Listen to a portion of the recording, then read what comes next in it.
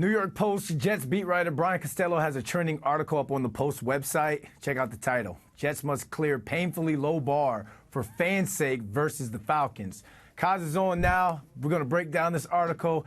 Kaz, thanks for jumping on with us. We know all about the quarterback situation with the New York Jets, but what is the biggest problem this franchise's front office and ownership faces right now? Ooh, that's a big one, Brandon. I think, like I wrote, it's just looking functional. I think Jets fans are realistic. They know that when Aaron Rodgers went down 4 plays into the season, that the Super Bowl hopes went out the window. They recognize that there's guys playing on the offensive line who are backups to backups. But, you watch football, you watch other games, Brandon, and other teams are functioning. And even with backups, they're still be able to score touchdowns. They're still able to get first downs. Right now, the Jets are unwatchable. They are brutal, and they have to figure this out.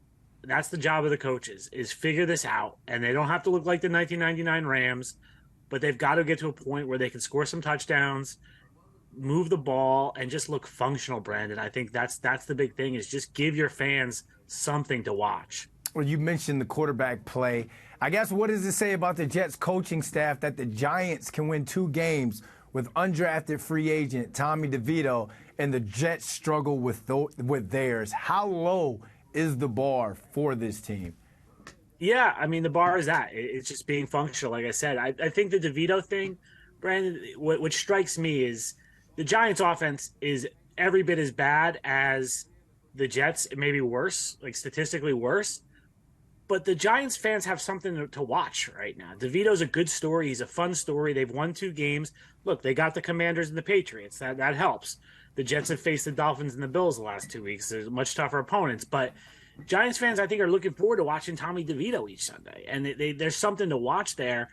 I don't think anyone's fooling themselves into thinking Tommy DeVito is going to be the answer at quarterback for the Giants long term.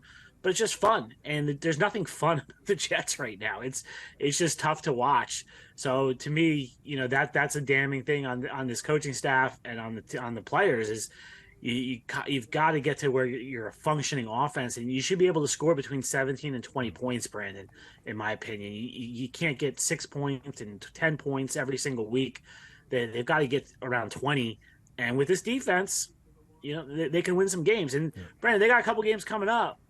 Atlanta they're not world beaters, right? And Houston, I know CJ Stroud's had a great season, but the Jets should be able to play against these teams and get some wins. Well, that's going to be interesting to see how these next 2 games play out. Obviously, what's been reported is Aaron Rodgers said that he plans to return this season regardless, but he's since kind of dismissed that on the Pat McAfee show. Just more stuff for us to talk about, Kaz. How do you think all this is going to play out? Yeah, I think we're going to know in the next 2 weeks, Brandon. I think we're hitting crunch time now. I think you'll see Aaron, starting to do some running on the field this week, and I'm not sure if he'll practice. Like, I think he might be off to the side with the trainers for this week, and then maybe next week you see him start throwing in practice.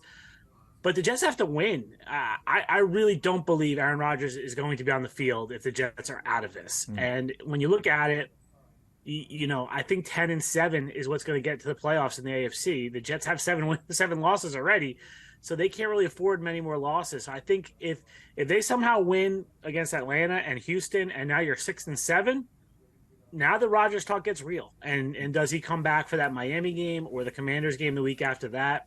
But if they lose another game, I think you're telling Aaron Rodgers, hey, wait till next year to play. Yeah, it's definitely something to keep an eye on. But either way, Giants fans, they're all feeling it right now, because the expectations this season was a little bit too high for both teams. Brian Costello, thanks for jumping on with us. No problem. Thanks, Brandon.